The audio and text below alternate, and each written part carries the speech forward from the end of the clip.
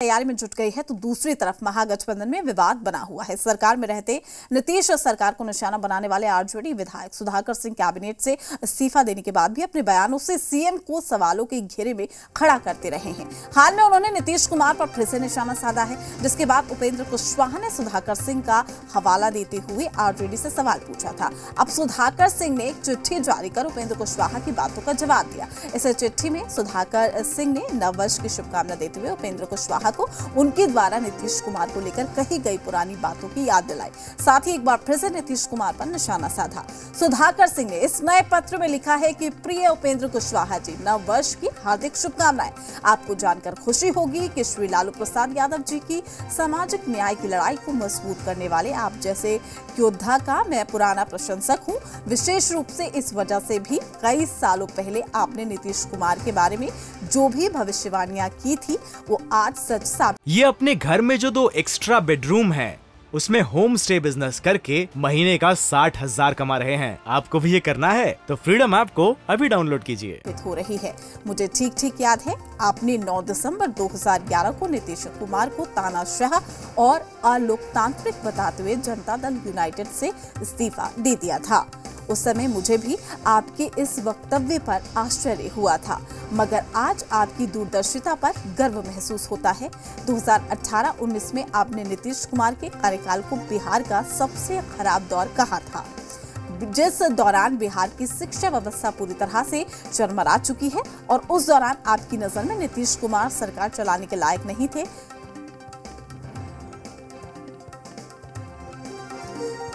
तो अब सुधाकर सिंह ने चिट्ठी के जरिए जवाब दिया है। एक बार फिर से नीतीश सरकार पर उन्होंने वार किया और साथ ही उन तमाम पुरानी बातों का जिक्र किया और उपेंद्र कुशवाहा पर इस चिट्ठी के जरिए निशाना साधा।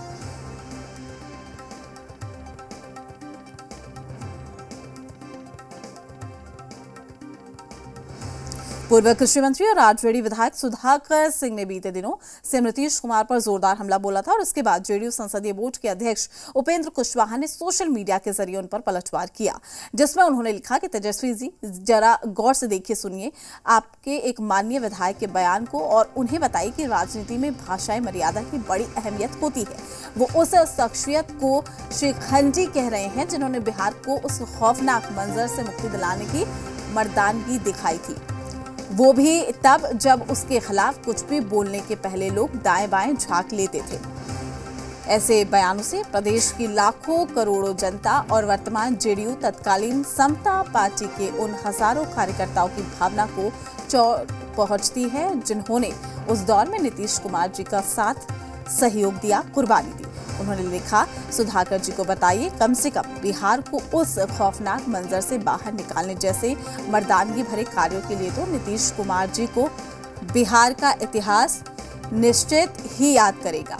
अब आप ही बताइए, अब तक जनता के आशीर्वाद से राज्य में सबसे अधिक बार मुख्यमंत्री की कुर्सी पर बैठने का रिकॉर्ड कायम करने वाले इतने बड़े नेता को कोई नाइट गार्ड कहे, ये बिहार की समस्त जनता का अपमान नहीं तो और क्या है। तो ये तमाम बातें पत्र के जरिए लिखी सुधाकर जी को।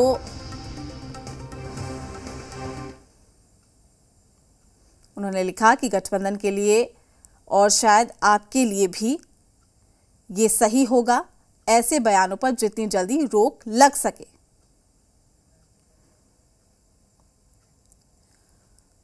अब जब सुधाकर सिंह लगातार नीतीश कुमार पर हमला कर रहे हैं तो बीजेपी इस सुनहरे मौके को लपकने से कहां चूकने वाली थी। सुधाकर सिंह के बयान पर पूर्व डिप्टी सीएम और बीजेपी के राज्यसभा सांसद सुशील मोदी ने भी प्रतिक्रिया दी। उन्होंने ट्वीट के जरिए लिखा, सुधाकर सिंह लालू यादव के इशारे पर बयानबाजी कर रहे हैं।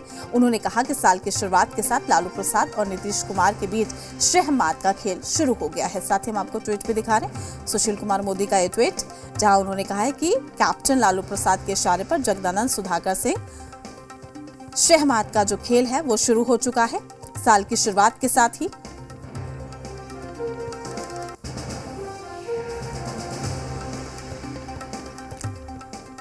ये अपने घर में जो 2 एक्स्ट्रा बेडरूम है उसमें होम स्टे बिजनेस करके महीने का 60,000 कमा रहे हैं। आपको भी ये करना है तो फ्रीडम ऐप को अभी डाउनलोड कीजिए।